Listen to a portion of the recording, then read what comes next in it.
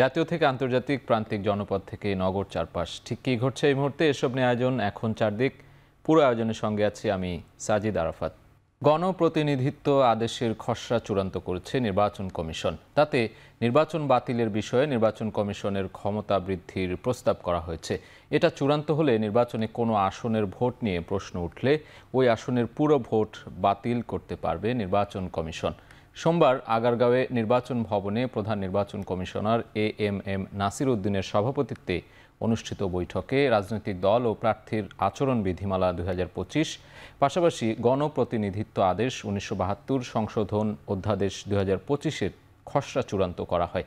বৈঠক শেষে নির্বাচন কমিশনার মোহাম্মদ আবুল ফজল মোহাম্মদ সানাউল্লাহ বলেন, বিনা প্রতিদ্বন্দ্বিতা রোধে এবার একক প্রার্থীর ক্ষেত্রে না ভোটের বিধান ফিরিয়ে আনার সিদ্ধান্ত নিয়েছে নির্বাচন কমিশন। একই সঙ্গে জোটগতভাবে নির্বাচন করলেও প্রার্থীকে নিজ দলের প্রতীকে ভোট করতে হবে। অপরদিকে আইনশৃঙ্খলা বাহিনীর সংজ্ঞায় সশস্ত্র বাহিনীকে যুক্ত করা হয়েছে এবং ইভিএম ব্যবহার সংক্রান্ত বিধান বাদ দেওয়া হয়েছে। তিনি বলেন, নির্বাচনে ইভিএমের ব্যবহার হবে না। পর্যবেক্ষক ও সংবাদকর্মীদের ভোট কেন্দ্রে প্রবেশের বিধান রাখার প্রস্তাব করা হয়েছে বলেও জানান তিনি। একই আসনে সমান ভোট পেলে লটারিতে বিজয়ী ঘোষণা করার বিধান বাতিলের প্রস্তাব করা হয়েছে। সংস্কার প্রস্তাব চূড়ান্ত হলে আগামী সপ্তাহে সরকারের অনুমোদনের জন্য মন্ত্রণালয়ে পাঠানোর কথা জানান তিনি। না ভোটের বিধান করা হয়েছে। এই না ভোটের বিধানটা হবে যদি কোথাও একজন প্রার্থী হয়, বিনা ভোটে নির্বাচিত হবে না। সার্বিকভাবে না ভোট নয়, যদি কোনো কনস্টিটিউয়েন্সিতে মাত্র একজন ক্যান্ডিডেট হয় তাকেও নির্বাচনে যেতে হবে, তার বিপক্ষে না প্রতিদ্বন্দ্বিতা করবে। এবং সেখানে যদি পুনরায় না বিজিত হয় দ্বিতীয় ইয়েতে, তাহলে আর ভোট হবে না, তখন ব্যক্তি প্রার্থী বিবেচিত হবে। ফলাফল স্থগিত এবং বাতিল নিয়ে যে বিধানগুলো ছিল, যেখানে পুরো কনস্টিটিউয়েন্সির নির্বাচন বাতিল করার বা ফলাফল বাতিল করার যে সক্ষমতা, সেটাকে সীমিত করা হয়েছিল আপনারা জানেন, সেটা আবার পুনঃস্থাপন করা হয়েছে। রাজনৈতিক দলগুলো ব্যক্তি পর্যায় থেকে 10 লক্ষ পর্যন্ত এবং প্রতিষ্ঠান পর্যায়ে 50 লক্ষ পর্যন্ত অনুদান বা ডোনেশন নিতে পারত। এটাকে 50 লক্ষ করা হয়েছে উভয় ক্ষেত্রেই। তবে শর্ত দেওয়া হয়েছে যে ব্যাংক অ্যাকাউন্টের মাধ্যমে এই ট্রানজ্যাকশনটা হতে হবে এবং সংশ্লিষ্ট ব্যক্তির ট্যাক্স রিটার্নে এটা দেখাতে হবে। হলফনামায় যদি কেউ মিথ্যাচার করে, হলফনামায় যদি মিথ্যা তথ্য দেয়, তাহলে সেটার ব্যাপারে তদন্ত করে কার্যকরী ব্যবস্থা গ্রহণ করার জন্য আরও সুনির্দিষ্টভাবে আরপিওতে সন্নিবেশ করা হয়েছে। এবং এই সময়কালটা হবে যে অফিসের জন্য উনি নির্বাচনটা করছেন সেই অফিসের মেয়াদকাল পর্যন্ত। এরপরে স্বাভাবিকভাবে ফৌজদারি মামলা অন্যভাবে হতে পারে। আগামী নির্বাচনে পুলিশের পাশাপাশি মাঠে থাকবে ৮০,০০০ সেনাবাহিনীর সদস্য। এছাড়াও বিজিবি, নৌবাহিনী সহ মোতায়েন থাকবে অন্যান্য সংস্থাও। ঢাকা ৩ আসনের ৩ নম্বর ভোটকেন্দ্র তেঘরিয়া উচ্চ বিদ্যালয় পরিদর্শন শেষে সাংবাদিকদের স্বরাষ্ট্র উপদেষ্টা আরও বলেন, আইনশৃঙ্খলা বাহিনী নির্বাচনের সব ধরনের প্রস্তুতি নিয়েছে। প্রার্থীরা চাইলে সুষ্ঠু নির্বাচন করা সম্ভব। এছাড়া বিগত সময়ে তরুণরা যারা ভোট দিতে পারেনি, তারা যেন এইবার ভোট দিতে পারে সে ব্যাপারে সচেষ্ট থাকবে প্রশাসন। ভোটটা যেন সুস্থ শান্তিপূর্ণভাবে হয়, এই জন্যই কিন্তু আমাদের এখানে আসা। এবং জেলখানা ভিজিটের উদ্দেশ্য ছিল কয়েদিরা কে কীভাবে আছে, তাদের খাওয়ার মানটা আর একটু ভালো করা যায় কিনা, তাদের সমস্যাগুলি ওইগুলি দেখা। প্লাস আমাদের র্যাব হেডকোয়ার্টার এবং থানা ভিজিটের উদ্দেশ্য হলো তাদের ট্রেনিংটা আমরা শুরু করে দেব খুব তাড়াতাড়ি। এবং আমরা তাদের বডি ক্যামেরা একটা দিয়ে দিচ্ছি, যেই জন্য তারা পুরোটা অবজার্ভ করতে পারে, এইগুলি দেখার জন্য। গণতন্ত্র হত্যার ষড়যন্ত্র চলছে বলে মন্তব্য করেছেন বিএনপির ভারপ্রাপ্ত চেয়ারম্যান তারেক রহমান। সোমবার বিকেলে নওগাঁয় জেলা বিএনপির দ্বিবার্ষিক সম্মেলনে ভার্চুয়ালি যুক্ত হয়ে তিনি আরও বলেন, ভোটের মাধ্যমেই জনগণের রাজনৈতিক অধিকার প্রতিষ্ঠা করতে চায় বিএনপি। জেলা বিএনপির দ্বিবার্ষিক সম্মেলনকে ঘিরে সোমবার সকাল থেকেই শহরের বালুডাঙ্গা বাসস্ট্যান্ড এলাকায় কনভেনশন সেন্টারে সমবেত হন নেতাকর্মীরা। প্রার্থীদের ব্যানার, ফেস্টুন ও প্ল্যাকার্ডে ছেয়ে যায় পুরো এলাকা। নির্বাচনে সভাপতি, সাধারণ সম্পাদক ও সাংগঠনিক সম্পাদক এই 3টি পদে কাউন্সিলরদের প্রত্যক্ষ ভোটে নেতৃত্ব নির্বাচন করা হয়। পরে বিকেলে সম্মেলনে ভার্চুয়ালি যুক্ত হয়ে নেতাকর্মীদের দিক নির্দেশনা দেন দলের ভারপ্রাপ্ত চেয়ারম্যান তারেক রহমান।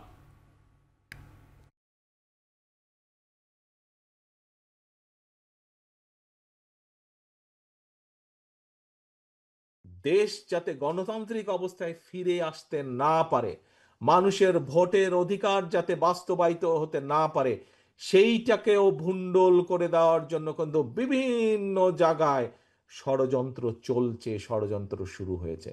মানুষের অধিকার, গণতন্ত্র প্রতিষ্ঠার ষড়যন্ত্রকে যদি ঠেকিয়ে দিতে হয় তাহলে অবশ্যই অবশ্যই এবং অবশ্যই শহীদ জিয়া, খালেদা জিয়ার প্রত্যেকটি সৈনিককে আপন ভাইয়ের মতন, আপন ভাই বোনের মতন ঐক্যবদ্ধ থাকতে হবে।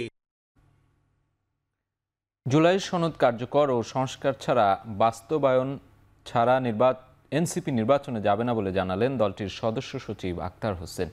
সোমবার রাতে দলটির কেন্দ্রীয় কার্যালয়ে বাংলা মোটরে সাংবাদিকদের প্রশ্নের জবাবে তিনি আরও বলেন, আইনশৃঙ্খলার যে পরিস্থিতি তাতে ফেব্রুয়ারির মধ্যে নির্বাচন দেওয়ার মতো পরিস্থিতি তৈরি করা সম্ভব হবে কিনা তা নিয়ে সংশয় রয়েছে। তবে আসছে নির্বাচনে কমিশন ইভিএম পদ্ধতি বাতিল ও না ভোট ফেরানোর ব্যাপারটিকে এনসিপি ইতিবাচকভাবে দেখছে। এ সময় তিনি জুলাই সনদ নিয়ে সরকারের রাজনৈতিক দলের সাথে আলোচনা দরকার বলে মন্তব্য করেন। জুলাই সনদের ভিত্তিতে নির্বাচন করার দাবি জানান তিনি।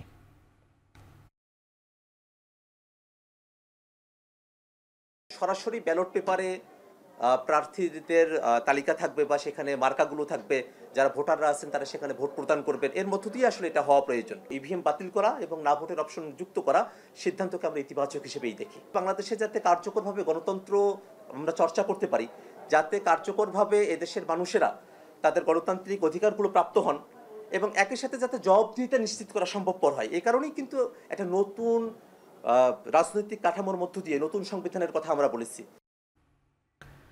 3 দিনের রাষ্ট্রীয় সফরে মালয়েশিয়া পৌঁছেছেন প্রধান উপদেষ্টা ডক্টর মোহাম্মদ ইউনূস। কুয়ালালামপুর বিমানবন্দরে প্রধান উপদেষ্টাকে স্বাগত জানান দেশটির স্বরাষ্ট্রমন্ত্রী সাইফুদ্দিন নাসুশন ইসমাইল।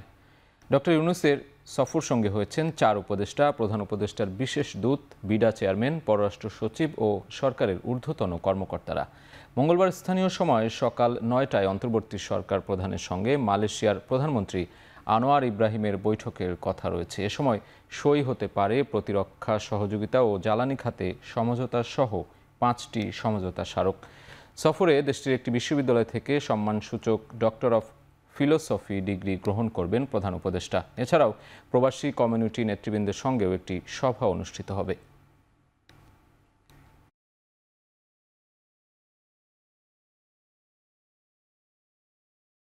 কোটা সংস্কার আন্দোলনের সময় শেখ হাসিনা ও ঢাবির সাবেক ভিসির ফোনালাপ ট্রাইব্যুনালে দাখিল করা হয়েছে। এই আলাপে আন্দোলনকারীদের ফাঁসির হুমকি দেন শেখ হাসিনা। গত বছরের 14 জুলাই রাত 11:30টার দিকে সাবেক প্রধানমন্ত্রীর সাথে কথোপকথন হয় ঢাকা বিশ্ববিদ্যালয়ের সাবেক ভিসি ডক্টর মাকসুদ কামালের। কথোপকথনের শুরুতেই সাবেক ভিসি শেখ হাসিনাকে বলেন, প্রত্যেক হল থেকে ছাত্রছাত্রীরা হলের তালা ভেঙে বের হয়ে গেছে। এখন তারা রাজু ভাস্কর্যে 4-5 হাজার ছেলেমেয়ে জমায়েত হয়েছে। তারা যে কোনো মুহূর্তে বাসা আক্রমণ করতে পারে বলেও জানান মাকসুদ কামাল। জবাবে বাসা প্রোটেকশনের ব্যবস্থার কথা জানান শেখ হাসিনা। কথোপকথনের এক পর্যায়ে সাবেক ভিসি বলেন, তারা বলছে আমরা সবাই রাজাকার। উত্তরে হাসিনা বলেন, রাজাকারদের তো ফাঁসি দিয়েছি, এবার তোদেরও তাই করব, একটাও ছাড়া হবে না।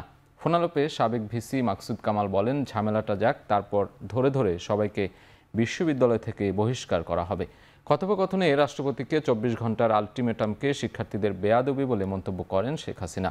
পুরো কথোপকথনে ছাত্রছাত্রীদের ফাঁসিতে ঝোলানোর কথা 2 বার উল্লেখ করেন শেখ হাসিনা।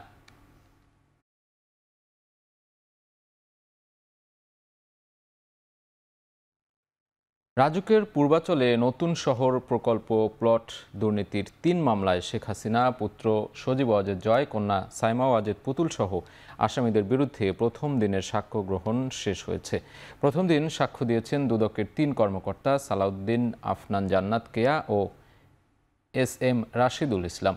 সাক্ষ্য গ্রহণে উঠে আসে রাজুকের প্লট পেতে কোনো আবেদনই করেনি শেখ হাসিনার পরিবার। ধানমন্ডিতে রাজুকের বরাদ্দ করা বাড়ি থাকা সত্ত্বেও ও হলফনামায় তা গোপন রেখে প্লট নেয় তারা। পৃথক 3 মামলায় শেখ হাসিনা সহ মোট আসামি 47 জন। অন্য আসামিরা হলেন সাবেক গণপূর্ত প্রতিমন্ত্রী শরীফ আহমেদ, জাতীয় গৃহায়ন ও গণপূর্ত মন্ত্রণালয়ের সচিব শহীদুল্লাহ খন্দকার, রাজুকের সাবেক চেয়ারম্যান আনিসুর রহমান মিয়া সহ 16 জন। এ মামলার পরবর্তী সাক্ষ্য গ্রহণ 26 আগস্ট নির্ধারণ করেছেন আদালত। সেই রেজিস্টারও শেখ হাসিনার পরিবার বা শেখ হাসিনার কোনো নাম উল্লেখ নাই, তারা যেন আবেদন করছে। অর্থাৎ এখানে বিধি 6ও তারা লঙ্ঘন করছে। ঢাকা নারায়ণগঞ্জে যে কোনো জায়গায় যদি বাড়ি থাকে বা প্লট থাকে, তাহলে সেক্ষেত্রে সে কোনো রাজুকের প্লট পাওয়ার হকদার না, এবং তারা পাবে না, এবং আবেদন করলেও সেটা বাতিলযোগ্য। জুলাই গণ অভ্যুত্থানে রাজধানীর চানখারপুলে আনাস সহ 6 জন হত্যা মামলায় চিফ প্রসিকিউটরের সূচনা বক্তব্যের পর প্রথম দিন সাক্ষ্য দেন শহীদ আনাসের বাবা শাহরিয়ার খান। এ সময় 5 আগস্টে আনাসের হত্যার চিত্র আদালতে তুলে ধরেন তারা। দাবি জানান ন্যায় বিচার পাওয়ার। এদিকে আনাস হত্যায় সাক্ষীদের সাক্ষ্যের পাশাপাশি ভিডিও ফুটেজের মতো দালিলিক প্রমাণ আদালতের কাছে দেয়া হয়েছে বলে জানান চিফ প্রসিকিউটর। সাক্ষ্যগ্রহণ শুরু হয় নিহত আনাসের বাবার সাক্ষ্যের মধ্য দিয়ে। মামলায় অসুস্থতার জন্য সাক্ষ্য দিতে পারেননি আনাসের মা।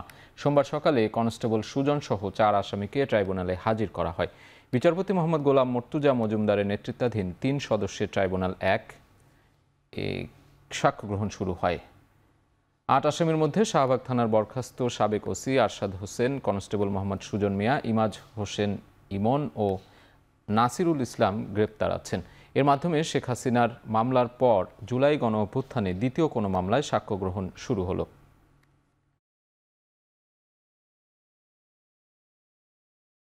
ভিডিও ফুটেজ সেগুলোই মামলার অকাট্য দলিল প্রমাণ। এর বাইরে ডিএমপির কমিশনার ওয়্যারলেসের মাধ্যমে অধস্তন অফিসারদেরকে কিভাবে চাইনিজ রাইফেল ব্যবহার করে বিক্ষোভকারীদের গুলি করে হত্যা করার নির্দেশ দিয়েছিলেন, সেগুলো আমরা জব্দ করে আদালতে উপস্থাপন করেছি। বিভিন্ন ডকুমেন্টের মাধ্যমে, পুলিশের ইন্টারনাল কমিউনিকেশনের মাধ্যমে এই ছাত্র জনতাকে হত্যা করার যে নির্দেশনা, সেগুলো আমরা দাখিল করেছি। এই সব কিছুর মাধ্যমে আসামিদের বিরুদ্ধে অকাট্যভাবে প্রমাণ করার মতো সাফিসিয়েন্ট ম্যাটেরিয়াল প্রসিকিউশনের হাতে আছে, যেগুলোর মাধ্যমে আসামিদের অপরাধ প্রমাণিত হবে। 2014 সালে পল্লবীতে পুলিশি হেফাজতে জনি হত্যা মামলার আপিলের রায়ে এসআই জাহিদের যাবজ্জীবন সাজা বহাল রেখেছেন আদালত। আরেক পুলিশ সদস্য রাশিদুল হাসানের যাবজ্জীবন থেকে সাজা কমিয়ে 10 বছর করা হয়েছে। এছাড়া পুলিশের এক সোর্সকে খালাস দিয়েছেন হাইকোর্ট। পলাতক দুজন আপিল না করতে পারায় তাদের সাজা নিয়ম অনুযায়ী বহাল আছে। আদালতের রায়ে অসন্তোষ প্রকাশ করেছে নিহতের পরিবার। সোমবার বিচারপতি এস.এম. কুদ্দুস জামান ও বিচারপতি এ.কে.এম. রবিউল হাসানের সমন্বয়ে গঠিত হাইকোর্ট বেঞ্চ এ রায় ঘোষণা করেন। এর আগে এ মামলায় 5 আসামির মধ্যে 3 জনকে যাবজ্জীবন কারাদণ্ড এবং 2 জনকে 7 বছরের কারাদণ্ড দিয়েছিলেন বিচারিক আদালত। রায়ের বিরুদ্ধে আপিল করেন আসামিরা। দণ্ডিত 5 আসামির মধ্যে কামারুজ্জামান তৎকালীন এএসআই শুরু থেকে পলাতক। অন্য আসামি সুমন সাজা ভোগ করে বেরিয়েছেন।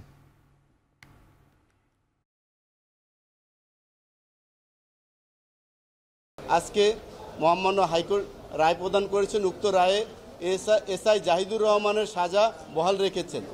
এএসআই রাশিদুল হাসানের সাজা কমিয়ে 10 বছর করেছেন। সেটা হলো নির্যাতন ও হেফাজতে মৃত্যু নিবারণ আইনের 15(1) ধারায়। এবং পুলিশের সোর্স রাশেদকে যে সাজা দেওয়া হয়েছিল, সেই সাজা থেকে তাকে বেকসুর খালাস প্রদান করা হয়েছে। রাজধানীর মৌচাকে সিরাজুল ইসলাম মেডিকেল কলেজ হাসপাতালের আন্ডারগ্রাউন্ড পার্কিংয়ে প্রাইভেট কার থেকে উদ্ধার 2 মরদেহের পরিচয় মিলেছে। তারা হলেন জাকির ও মিজান। সোমবার দুপুরে হাসপাতাল কর্তৃপক্ষ পুলিশকে খবর দিলে পুলিশ এসে মরদেহ দুটি উদ্ধার করে। হাসপাতালের নিরাপত্তা কর্মী জানান 10 আগস্ট ভোরে গাড়িটি হাসপাতালে প্রবেশ করে। তবে একদিন পার হয়ে গেলেও রেজিস্ট্রি খাতা অনুযায়ী গাড়িটি বের না হওয়ায় গাড়িটির কাছে গেলে ভেতরে দুটি মরদেহ দেখতে পান। পুলিশের তথ্যমতে হাসপাতালে রোগী নিতে এসেছিল গাড়িটি। গাড়ির মালিক জুবায়ের আহমেদের সাথে ইতিমধ্যে যোগাযোগ হয়েছে বলে জানিয়েছেন রমনা থানার ডিসি। যোগাযোগ হয়েছে নিহত গাড়ি চালকের পরিবারের সাথেও। প্রাইভেট কারটা পাইছি। প্রাইভেট কারটা আমরা প্রাইভেট কারের একটু চেক আপ করে চেক দিয়েছি যে এটার মালিককে। তো মালিকের নাম ঠিকানা বের করার পরে তার সাথে আমরা যোগাযোগও করেছি, সে আসতেছে। আর যে 2 জন আছে, 2 জনে এখনও ওইভাবে পূর্ণাঙ্গরূপে শনাক্ত করতে পারি নাই। তবে ড্রাইভারের সাথে কথা বলে, মালিকের সাথে কথা বলে যেটা বোঝা যাচ্ছে, 2 জনের নাম আমরা আপাতত পাইছি। এটা ভেরিফাই করতে হবে। আমি ডাকাডাকি করার পর যখন হয় না, আমি তৎক্ষণাৎভাবে আমার নিচে নেটওয়ার্ক থাকে না, আমি উপরে উঠে আনুমানিক 12টা 2 বা 3 মিনিটে আমি আমার অথরিটিকে বিষয়টা জানাই। এরপরে ওনারা পুলিশ নিয়ে ঘটনাস্থল পরিদর্শন করে। রাজধানীর মোহাম্মদপুর এলাকায় আধিপত্য বিস্তারকে কেন্দ্র করে চাপাতির আঘাতে এক ব্যক্তি নিহতের পর দফায় দফায় অভিযান চালিয়েছে আইনশৃঙ্খলা বাহিনী। এখন পর্যন্ত 12 ব্যক্তিকে গ্রেপ্তার করা হয়েছে।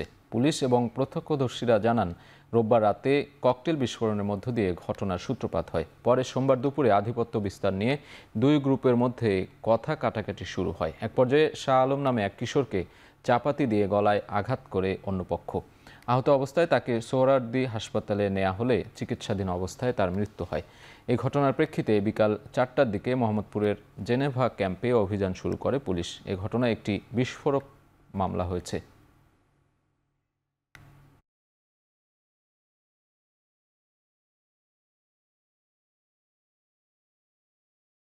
আমরা আজকে অভিযান পরিচালনা করে ফয়সাল নামে একজন ব্যক্তিকে একদম হাতে নাতে বড় অস্ত্র সহ ওই যে চাপাতি সহ আমরা কিন্তু ধরেছি, আমাদের হেফাজতে আছে। আর গতকালকেও একটা হচ্ছে যে মামলা রুজু করা হয়েছে, আজকে তো একটা মার্ডার মামলা রুজু হবে এবং যারা এটার সাথে যুক্ত আছে তারা তো মার্ডার মামলায় আসামি হবেই। আর এরপর থেকে তো আরও ড্রাস্টিক্যালি অভিযান চলবে। আপনারা জানেন যে আমরা যৌথ বাহিনীর সাথে কথা বলেছি, র্যাবের সাথে কথা বলেছি, এটা আরও ব্যাপক আকারে এখানে চলবে। চোর ও ছিনতাইকারী সন্দেহে গাজীপুর ও মাগুরায় গণপিটুনিতে 2 জনকে পিটিয়ে হত্যার ঘটনা ঘটেছে। সোমবার দুপুরে গাজীপুরের টঙ্গীর স্টেশন রোড এলাকায় ছিনতাইকারী সন্দেহে গণপিটুনি দেওয়া হয় হাবিবুর রহমান নামে এক ব্যক্তিকে। পরে অচেতন হয়ে পড়লে তাকে ভর্তি করা হয় শহীদ তাজউদ্দিন আহমেদ মেডিকেল কলেজ হাসপাতালে। সেখানে চিকিৎসাধীন অবস্থায় মৃত্যু হয় তার। এ ঘটনায় জড়িতদের ধরতে অভিযান শুরু করেছে পুলিশ। এদিকে মাগুরায় চোর সন্দেহে সজল মোল্লা নামে এক যুবককে পিটিয়ে হত্যা করেছে গ্রামবাসী।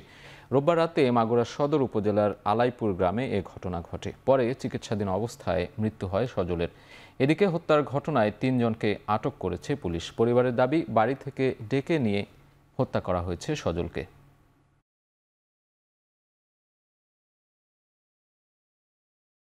যখন বলছে ভাই আমি মরে যাবো না, তখন ওর কেউ পানি খাতি দিন। তারপরে 4-5 জন মিলে এক লাঠিতে মারিছে। রোগের টাকা আড়াইতে মানে সন্দেহ মনে করে আমার ছেলে ডেকে নিয়ে যায় মারিয়ে এলো, মারিয়ে টাইরে মানে মারিয়ে ফেলাই দিয়ে। জামা ধরে 4-5 জন আইসে একভাবে বাড়ানো ধরে। প্রথমে যে 3-4 বাড়ি দেয়, বাড়ি দিলি ওর ঘাড়ের শিরা ফাইটে যায়, মাথাও ফাইটে যায়। ফোন করে ডেকে নিয়ে দিয়ে কালীতলা নাম করে ডেকে নিয়ে ফোন করে নিজের ছেলেরা বেরিয়ে মারিয়ে ফেলে দিয়েছে আসামিকে। সুষ্ঠু বিচার, উপযুক্ত বিচার চাইছে। গাজীপুরে সাংবাদিক আসাদুজ্জামান তুহিনকে নৃশংসভাবে হত্যার সঙ্গে জড়িতদের দ্রুত গ্রেপ্তার ও বিচার দাবি করেছেন সাংবাদিক নেতারা। জাতীয় প্রেসক্লাবে বাংলাদেশ পেশাদার সাংবাদিক ফোরাম ও রুরাল জার্নালিস্ট ফাউন্ডেশন আয়োজিত মানববন্ধনে বক্তারা বলেন, দেশে সংঘটিত সব হত্যাকাণ্ড ও অপরাধের দ্রুত বিচার নিশ্চিত করতে হবে। পাশাপাশি সাংবাদিকদের পেশাগত কাজে যাতে কোনো ধরনের হুমকি বা বাধার মুখে না পড়তে হয়, সেজন্য রাষ্ট্রকে কার্যকর নিরাপত্তা নিশ্চিত করার আহ্বান জানান তারা।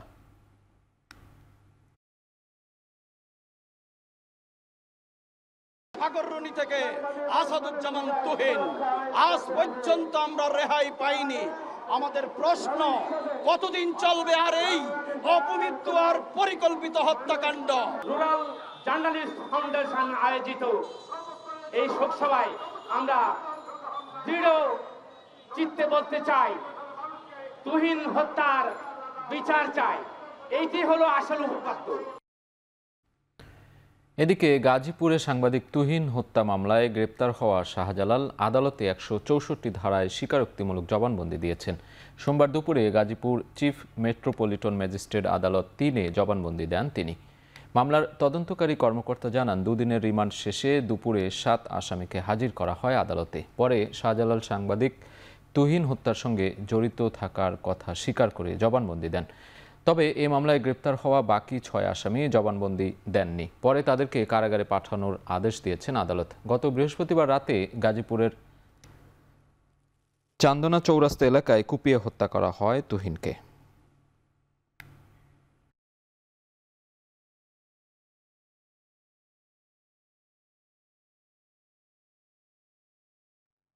মেজর সিনহা হত্যা মামলায় অভিযুক্ত ওসি প্রদীপের মৃত্যুদণ্ড দ্রুত কার্যকর করার দাবি জানিয়েছেন এক্স ফোর্সেস অ্যাসোসিয়েশনের নেতারা। সোমবার ঢাকা রিপোর্টার্স ইউনিটিতে আয়োজিত সংবাদ সম্মেলনে তারা অভিযোগ করেন, প্রশাসনিক দুর্বলতা ও বহির্বিশ্বের হস্তক্ষেপের কারণে রায় ঘোষণায় অযথা বিলম্ব হচ্ছে। মাসের মধ্যে অবশ্যই এই ফাঁসির রায় কার্যকর হওয়া উচিত, ঠিক আছে। আর আমরা বিশ্বাস করি এখনো যে বিচার বিভাগ সম্পূর্ণ স্বাধীন। বর্তমান সরকারের প্রশাসনিক যে কাঠামোগত পদ্ধতি, কাঠামোগত যে আমলাতান্ত্রিক জটিলতা, সে জটিলতার কারণে আমি মনে করি যে এই বিচারের রায় কার্যকর হওয়াতে বিলম্বিত হচ্ছে। গাজীপুরে 11 বছরের স্কুল ছাত্রীকে ধর্ষণের অভিযোগ উঠেছে 4 জনের বিরুদ্ধে। মোবাইলে ঘটনার ভিডিও ধারণ করে ছড়িয়ে দেওয়ার হুমকি দিয়ে বেশ কয়েকদিন ধরেই ওই কিশোরীকে ধর্ষণ করে আসছিল অভিযুক্তরা। ভুক্তভোগীর বাবা বাদী হয়ে জেলার শ্রীপুর থানায় মামলা করেন। ভুক্তভোগীর পরিবার জানায়, প্রায় 15 দিন আগে স্কুল থেকে ফেরার পথে একটি দোকানে অভিযুক্তরা তাকে কোল্ড ড্রিঙ্কসের সাথে ঘুমের ওষুধ মিশিয়ে পান করায়। এরপর অচেতন অবস্থায় পাশের জঙ্গলে নিয়ে ধর্ষণ করে। এ সময় অভিযুক্তরা ধর্ষণের ভিডিও ধারণ করে ইন্টারনেটে ছড়িয়ে দেওয়ার হুমকি দেয় বলে জানান ভুক্তভোগীর বাবা। এর আগে বৃহস্পতিবার বিকেলে স্কুল থেকে ফেরার পথে আবারও অভিযুক্তরা ভুক্তভোগীকে জোরপূর্বক সংঘবদ্ধ ধর্ষণ করে। এক পর্যায়ে অচেতন হয়ে পড়লে ওই কিশোরীকে জঙ্গলের পাশে ফেলে পালিয়ে যায় তারা। এদিকে খোঁজাখুঁজির এক পর্যায়ে কিশোরীকে জঙ্গলের পাশে পড়ে থাকতে দেখে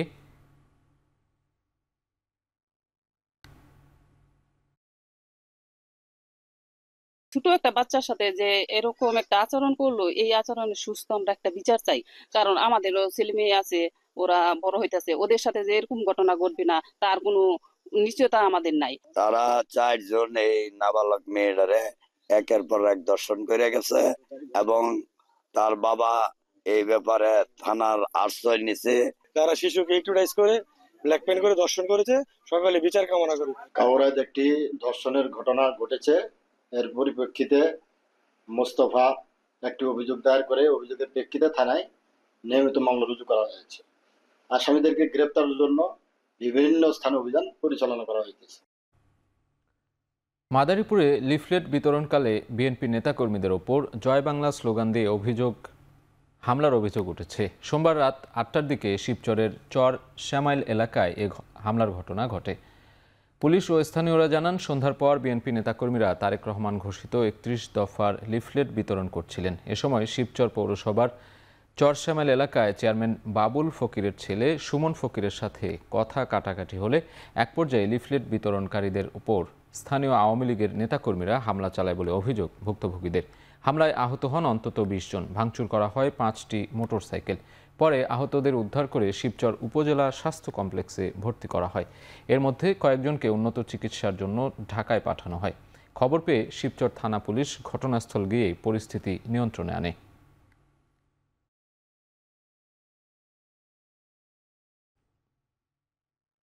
পূর্ব বিরোধের জেরে কুষ্টিয়া স্থানীয় পত্রিকা দৈনিক আজকের সূত্রপাতের প্রতিনিধি ফিরোজ আহমেদের ওপর হামলার অভিযোগ উঠেছে। সোমবার ভোরে জেলার মিরপুর বিজিবি সেক্টর পাড়ায় এ ঘটনা ঘটে। স্থানীয়রা জানান, 2 সপ্তাহ আগে সাংবাদিক ফিরোজ আহমেদের নাতির ছেলে ও একই এলাকার প্রতিবেশী মিলনের ছেলের খেলাধুলার সময় হাতাহাতি হয়। এ ঘটনার জেরে অভিযুক্ত মিলন সহ 4-5 জন পরিকল্পিতভাবে তার উপর হামলা চালায়। এ সময় হাতুড়ি, ইট ও লোহার রড দিয়ে ফিরোজের মাথা, পা, হাতসহ শরীরের বিভিন্ন স্থানে আঘাত করে তারা। এ সময় স্থানীয়রা এলে হামলাকারীরা পালিয়ে যায়। পরে তাকে উদ্ধার করে জেনারেল হাসপাতালে ভর্তি করা হয়। পা ভেঙে দিয়েছে, মাথায় রক্তাক্ত এবং ওখানে যে টিন আছে সেই রক্ত, মানে ওখানে স্পট একদম রক্তে ভরা। হাতুড়ি এবং ইট দিয়ে মাথা থেতলে দিয়েছেন এবং পায়ের বিভিন্ন অংশে ক্ষত বিক্ষত করেছেন। আজকে গণমাধ্যম কর্মীরা নিরাপদ না, এটা আমি জোর দাবি জানাচ্ছি। যারা এই ঘটনাটা ঘটিয়েছে তাদেরকে বিচারের আওতায় আনতে হবে। সিলেটের সাদা পাথর পর্যটন কেন্দ্র থেকে পাথর লুটের প্রতিবাদে বিক্ষোভ সমাবেশ অনুষ্ঠিত হয়েছে। সোমবার বিকেলে জেলার কেন্দ্রীয় শহীদ মিনারের সামনে কয়েকটি সামাজিক সংগঠনের উদ্যোগে এই প্রতিবাদ সমাবেশের আয়োজন করা হয়। এতে বিভিন্ন শিক্ষা প্রতিষ্ঠানের শিক্ষক, শিক্ষার্থী সহ নানা শ্রেণী পেশার মানুষ অংশ নেন। এ সময় প্রশাসনের চোখের সামনে পাথর উত্তোলন করা হলেও কোনো ধরনের ব্যবস্থা নেওয়া হচ্ছে না বলে অভিযোগ করেন বক্তারা। দ্রুত সময়ের মধ্যে পাথর খেকো চক্রের মূল হোতা শনাক্ত করে আইনের আওতায় আনার দাবি জানান তারা। সমাবেশে বিভিন্ন রাজনৈতিক ও সামাজিক সংগঠনের অনেকেই উপস্থিত ছিলেন।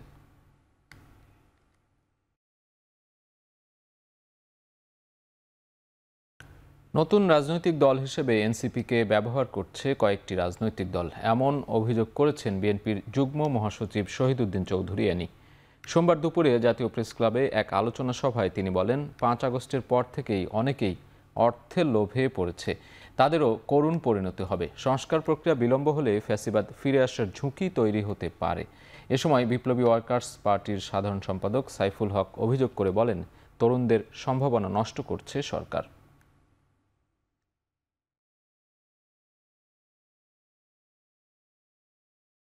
আমরা সকল রাজনৈতিক দল আসলে প্রকৃতপক্ষে যেই পরামর্শগুলো তাদেরকে এই যুবকদেরকে, যুবক নেতৃত্বকে দেওয়া দরকার, আমার মনে হয় সব রাজনৈতিক দল তাদেরকে সেই পরামর্শটুকু দিচ্ছেন না, বরং ব্যবহার করার চেষ্টা করছেন।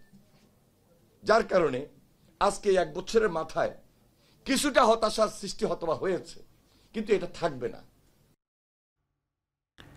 এবার যদি বিশ্ববিদ্যালয়গুলোতে ছাত্র সংসদ নির্বাচন না হয় তাহলে 3 দশকেও হবে না বলে জানিয়েছেন ডাকসুর সাবেক ভিপি নুরুল হক নূর। সোমবার দুপুরে রাজশাহী বিশ্ববিদ্যালয়ের ডিনস কমপ্লেক্সের সম্মেলন কক্ষে বিভিন্ন ছাত্র সংগঠনের সাথে আলোচনাকালে একথা বলেন তিনি। এ সময় তিনি বলেন, হল পর্যায়ে রাজনীতি নয়, বরং ক্যাম্পাসে রাজনীতির চর্চা অব্যাহত থাকা উচিত। ছাত্র সংসদ নির্বাচনের ট্রেন্ডটা যদি শুরু হয়ে যায় এবং এর ধারাবাহিকতা যদি থাকে, তাহলে আগে যেভাবে 60-এর দশকে, 70-এর দশকে, এমনকি 80-তে সামরিক শাসনের সময় কিন্তু মোটামুটি নিয়মিত ছাত্র সংসদ নির্বাচনগুলো হতো, এবং এই নির্বাচন হলে একটা ইতিবাচক জাতীয় রাজনীতিও আমরা পাবো, যেই তরুণরা, মেধাবীরা আপনার এই ছাত্র সংসদ নির্বাচনের মধ্যে দিয়ে বের হয়ে আসবে, তারা সবাই কেবলমাত্র রাজনীতি করবে সেটা না, তারা একাডেমিক কিংবা কালচারাল বিভিন্ন সেক্টরেও তারা নেতৃত্ব দিতে পারে।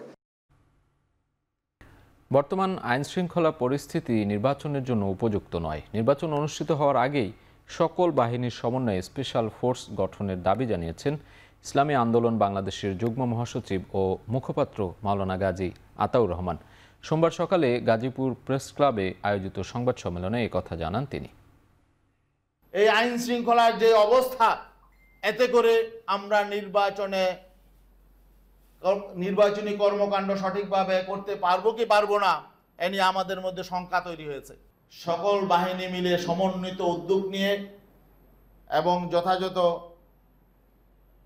এইসব রাষ্ট্রের অপরাধীদেরকে নিয়ন্ত্রণ করা দরকার। বিডিআর শাপলা হত্যাকাণ্ড জুলাই ঘোষণাপত্রে উপেক্ষিত বিষয়সমূহ অন্তর্ভুক্তির দাবি জানিয়েছেন হেফাজত ইসলাম সহ 4টি সংগঠন। বিকেলে জাতীয় প্রেস ক্লাবের সামনে সংবাদ সম্মেলনে নেতারা অভিযোগ করেন, কয়েকজন উপদেষ্টা জুলাই অভ্যুত্থান বিক্রি করে নব্য ফ্যাসিবাদ কায়েমের চেষ্টা করছে। অবিলম্বে তাদেরকে অব্যাহতি দেওয়ার দাবি জানান তারা। পাশাপাশি জুলাই ঘোষণাপত্রে ঐতিহাসিক 47-এর দেশভাগ, নিরাপদ সড়ক ও কোটা আন্দোলনের ইতিহাসের স্বীকৃতি দেওয়ারও দাবি তোলা হয়েছে। শাপলা ও পিলখানা হত্যাকাণ্ডের ইতিহাস বাদ দিয়ে জুলাই ঘোষণাপত্র প্রস্তুত করা লজ্জাজনক বলে মন্তব্য করেন নেতারা। সংবাদ সম্মেলনে ন্যায় বিচারের স্বার্থে জবাবদিহিতা, স্বচ্ছতা, চিকিৎসার ক্ষেত্রে 5,000 টাকার অতিরিক্ত সরকারকে বহন করা সহ 6টি দাবি পেশ করা হয়। রাষ্ট্র গঠনের পথে কোন শহীদের রক্ত, কোন শিক্ষার্থীর কান্না কিংবা কোন জনগোষ্ঠীর দুঃখ যেন জুলাই ঘোষণাপত্র ভুলে না যায়। 2018 সালের নিরাপদ সড়ক আন্দোলন এর বিষয়টিও উপেক্ষিত। উপদেষ্টা মন্ডলীর মধ্যে অনেকে জুলাই বিপ্লবকে লালন করেন না, যাদের ভিতরে জুলাই চেতনা নাই, তারা কোনদিন জুলাই বিপ্লবের এই গণহত্যাকে তারা স্বীকার করতে চায় না। যুব দিবস উপলক্ষে 4,985 জন যুবককে 47 কোটি টাকারও বেশি যুব ঋণ দেয়া হবে বলে জানিয়েছেন যুব উন্নয়ন অধিদপ্তরের মহাপরিচালক ডক্টর গাজী মোহাম্মদ সাইফুজ্জামান।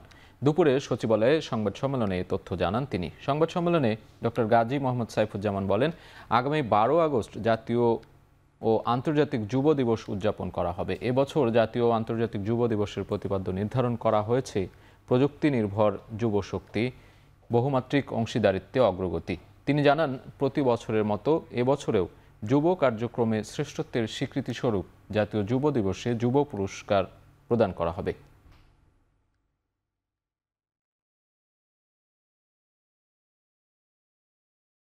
যে সকল প্রশিক্ষিত সফল যুবক ও যুব নারী আত্মকর্মসংস্থান প্রকল্প স্থাপনে এবং যে সকল যুব সংগঠক সমাজে উন্নয়নমূলক কর্মকাণ্ডে দৃষ্টান্তমূলক অবদান রাখতে সক্ষম হয়েছে, তাদেরকে জাতীয় আন্তর্জাতিক যুব দিবসে জাতীয় যুব পুরস্কার প্রদান করা হবে।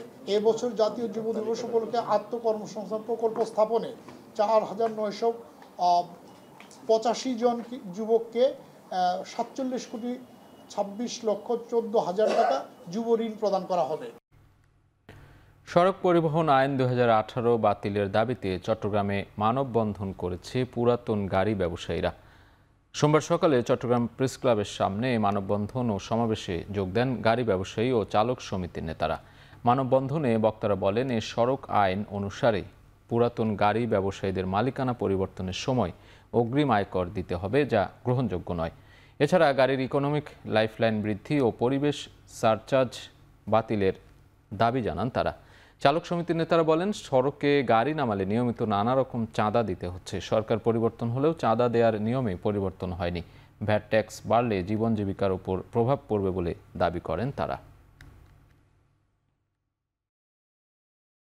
বরিশাল শের-ই-বাংলা মেডিকেল কলেজ হাসপাতাল সহ দেশের স্বাস্থ্যসেবার মান উন্নয়নের দাবিতে মঙ্গলবার থেকে বরিশালে লাগাতার ব্লকেট কর্মসূচি ঘোষণা করা হয়েছে।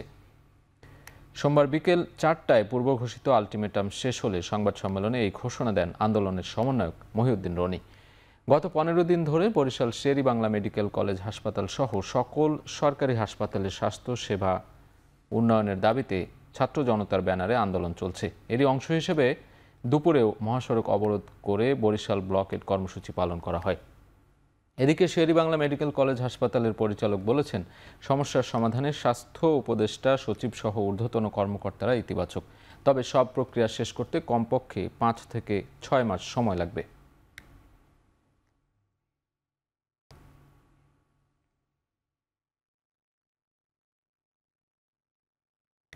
টাঙ্গাইলের মাওলানা ভাসানী বিজ্ঞান ও প্রযুক্তি বিশ্ববিদ্যালয়ের ছাত্র সংসদের দাবিতে আমরণ অনশন করছেন এক শিক্ষার্থী। তার সঙ্গে সংহতি জানিয়ে অন্য শিক্ষার্থীরাও প্রতীকী অনশন করেন। বেলা 11টায় বিশ্ববিদ্যালয়ের প্রশাসনিক ভবনের সামনে কর্মসূচি শুরু হয়। এ সময় আন্দোলনকারীরা বলেন, ছাত্র সংসদ নির্বাচন বৈষম্য বিরোধী ছাত্র আন্দোলনের 9 দফার মধ্যে অন্যতম দাবি ছিল। নির্বাচন হলে গণতান্ত্রিক পদ্ধতিতে ছাত্র নেতৃত্ব নির্বাচিত হবে, ফলে ছাত্রদের নেতৃত্বের দক্ষতা বৃদ্ধি পাবে। বিশ্ববিদ্যালয়ের সর্বোচ্চ নীতি নির্ধারণী পর্ষদ রিজেন্ট বোর্ড থেকে মাওলানা ভাসানী বিজ্ঞান প্রযুক্তি বিশ্ববিদ্যালয় কেন্দ্রীয় ছাত্র সংসদ অনুমোদন করতে হবে এবং একটি গঠনতন্ত্র প্রণয়ন কমিটি করতে হবে বলে জানান আন্দোলনকারীরা। এবার আন্তর্জাতিক প্রসঙ্গ। আবুধাবির বাংলাদেশ দূতাবাসে উদযাপিত হলো জুলাই বিয়ন্ড বর্ডার্স ও রেমিটেন্স যোদ্ধা দিবস।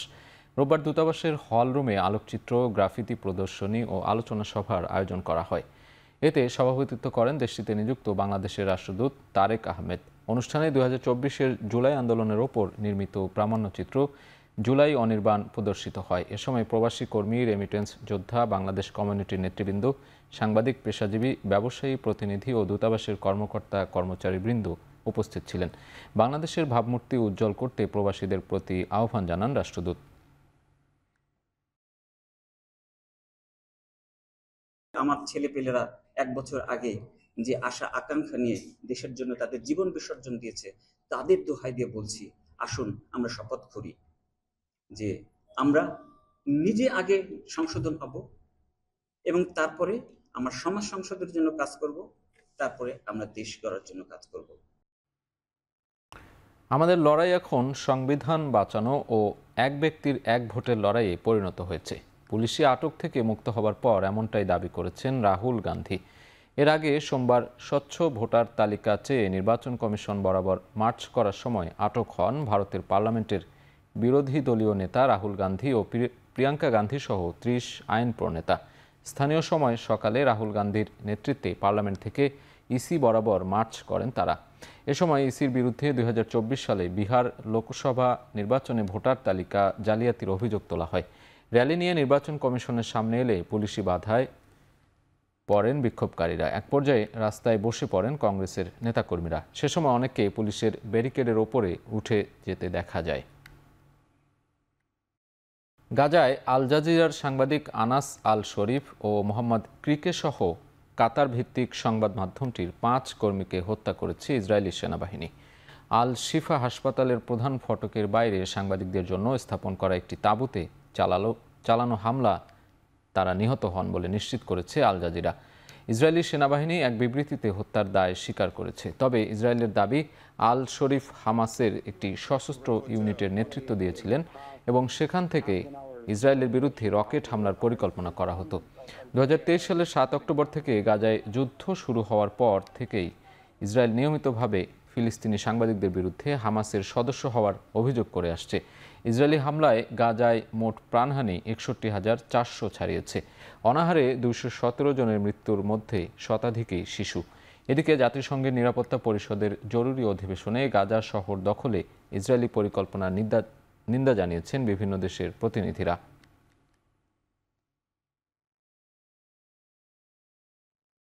যুক্তরাজ্য, ফ্রান্স ও কানাডার পর এবার ফিলিস্তিনকে স্বাধীন রাষ্ট্র হিসেবে স্বীকৃতি দেওয়ার ঘোষণা দিল অস্ট্রেলিয়া। সোমবার এ ঘোষণা দেন দেশটির প্রধানমন্ত্রী অ্যান্থনি আলবানিজ। আগামী সেপ্টেম্বরে জাতিসংঘের 80তম সাধারণ পরিষদের অধিবেশনে ফিলিস্তিনকে স্বীকৃতি দেওয়ার কথা জানান তিনি। গাজার মানুষের স্বাধীনতার জন্য আন্তর্জাতিক সম্প্রদায়ের সঙ্গে কাজ করার অঙ্গীকার জানান অস্ট্রেলিয়ার প্রধানমন্ত্রী। এরই মধ্যে জাতিসংঘের 193 সদস্য দেশের মধ্যে 147টির অধিক দেশ ফিলিস্তিনকে স্বীকৃতি দিয়েছে। ফিলিস্তিনকে স্বীকৃতি দেওয়ার মাধ্যমে গাজার সন্ত্রাসীদের পুরস্কৃত করেছে বলে মন্তব্য ইসরায়েলের।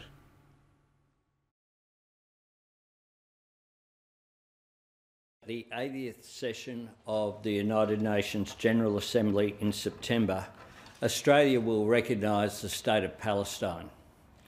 Australia will recognise the right of the Palestinian people to a state of their own, predicated on the commitments Australia has received from the Palestinian Authority.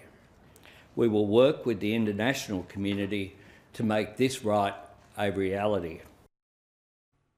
Washington ডিসির পুলিশের ওপর কেন্দ্রীয় সরকারের নিয়ন্ত্রণ ও ন্যাশনাল গার্ড মোতায়েনে নির্বাহী আদেশ ও প্রেসিডেন্সিয়াল মেমোরান্ডামে সই করেছেন ডোনাল্ড ট্রাম্প। রাজধানীতে অপরাধ দমন ও গৃহহীনদের উচ্ছেদ পরিকল্পনার অংশ হিসেবে নেওয়া হয়েছে এই সিদ্ধান্ত। হোয়াইট হাউসে সংবাদ সম্মেলনে মার্কিন প্রেসিডেন্ট জানান, ইতোমধ্যে 800 ন্যাশনাল গার্ড সদস্য মোতায়েনের নির্দেশ দেওয়া হয়েছে। এ সময় দিনটিকে ওয়াশিংটন ডিসির জন্য স্বাধীনতা দিবস হিসেবে মন্তব্য করেন তিনি। এর আগে গেল সপ্তাহে এক সরকারি কর্মীর ওপর হামলার প্রেক্ষিতে ওয়াশিংটন ডিসিকে কেন্দ্রীয় সরকারের নিয়ন্ত্রণে আনার হুঁশিয়ারি দেন ডোনাল্ড ট্রাম্প।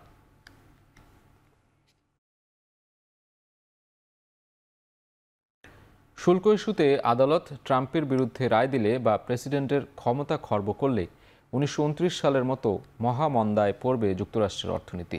ট্রুথ সোশ্যালের এক পোস্টে এই আশঙ্কার কথা তুলে ধরেন মার্কিন প্রেসিডেন্ট। ট্রাম্পের দাবি, তার শুল্ক নীতির ফলে ঘুরে দাঁড়াতে শুরু করেছে মার্কিন অর্থনীতি। শেয়ার বাজার উত্থানসহ বিভিন্ন যুক্তরাষ্ট্রে শত শত কোটি ডলার প্রবেশ করছে। এ সময় তিনি বলেন, শুল্ক নিয়ে আদালত বিরোধিতা করলে বিপর্যয় নেমে আসবে যুক্তরাষ্ট্রের অর্থনীতিতে।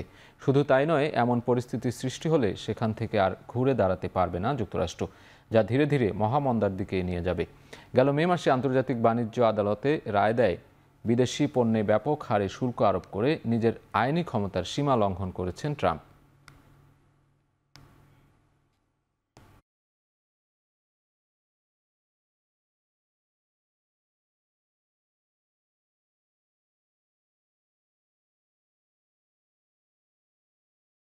এবার খেলার প্রসঙ্গ। আইসিসির সবশেষ র্যাঙ্কিংয়ে আবারও অবনমন হলো বাংলাদেশের। আইসিসির সবশেষ র্যাঙ্কিংয়ে ফের 10ম স্থানে নেমে গিয়েছে টাইগাররা। পাকিস্তানের বিপক্ষে জয়ের পর র্যাঙ্কিংয়ে 9ম স্থানে উঠে এসেছে ওয়েস্ট ইন্ডিজ, আর তাতেই এক ধাপ নিচে নেমে গিয়েছে ফিল সিমন্সের শিষ্যরা। শ্রীলঙ্কার বিপক্ষে সবশেষ সিরিজে এক ম্যাচ জয়ের পর নিজেদের অবস্থানে উন্নতি আনলেও সেটা ধরে রাখা হয়নি বাংলাদেশের। 77 রেটিং নিয়ে বাংলাদেশ আছে 10ম স্থানে, আর ক্যারিবিয়ানরা 1 রেটিং বেশি নিয়ে উঠে এসেছে 9ম স্থানে। র্যাঙ্কিংয়ের এমন অবনমন খানিক দুশ্চিন্তা বাড়াবে দেশের ক্রিকেটে। 2027 বিশ্বকাপে সরাসরি নিজেদের জায়গা নিশ্চিত করতে অন্তত 9ম স্থানে থাকতেই হবে মেহেদী হাসান মিরাজের দলকে।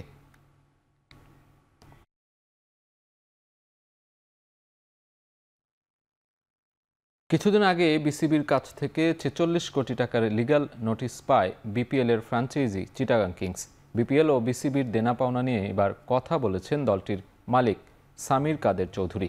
যে টাকার কথা বলা হচ্ছে তার বিষয়ে বিসিবি কর্মকর্তারাও অবগত নন বলে দাবি তার।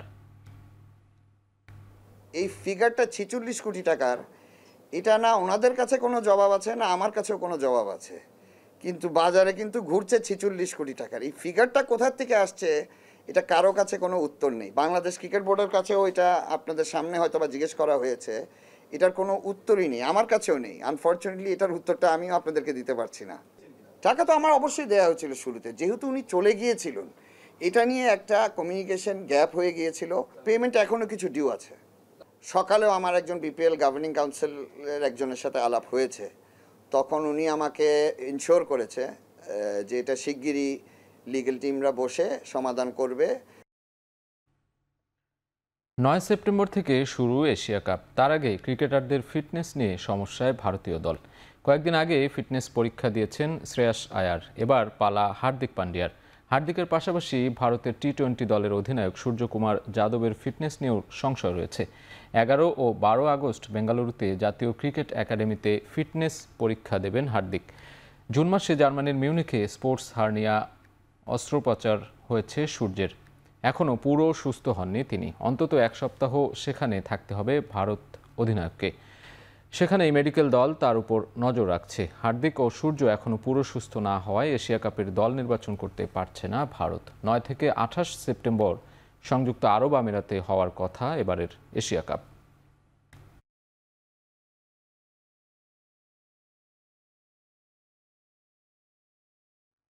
জাপানে 4 দিনের ব্যবধানে বক্সিং প্রতিযোগিতায় মৃত্যু হলো 2 বক্সারের। দুজনেরই মৃত্যু হয়েছে মস্তিষ্কে অতিরিক্ত আঘাতের ফলে সৃষ্ট জটিলতায়। জাপানের রাজধানী টোকিওর ঐতিহাসিক কারাকোয়েন হলে জুনিয়র লাইটওয়েট ডিভিশনের ম্যাচে ইয়ামাতো হাতোর বিপক্ষে রিংয়ে নেমেছিলেন শিগেতোশি কোতারি। 12 রাউন্ড শেষে রিংয়েই অজ্ঞান হয়ে পড়েন তিনি। সেখান থেকেই হাসপাতালে নেওয়া হয়। ব্রেন হেমারেজের সঙ্গে 2 দিনের লড়াই শেষে মারা যান কোতারি। এই ঘটনার 2 দিন পরেই একই প্রতিযোগিতায় মারা যান হিরোমাসা উরাকাওয়া। ফেদারওয়েট ডিভিশনের ম্যাচে 12 রাউন্ড শেষে অচেতন হয়ে পড়েন তিনি। তাকেও হাসপাতালে নিয়ে বাঁচানো সম্ভব হয়নি। পরপর ঘটে যাওয়া এই 2 মৃত্যুতে বক্সিংয়ের দুনিয়ায় নেমে এসেছে শোকের ছায়া।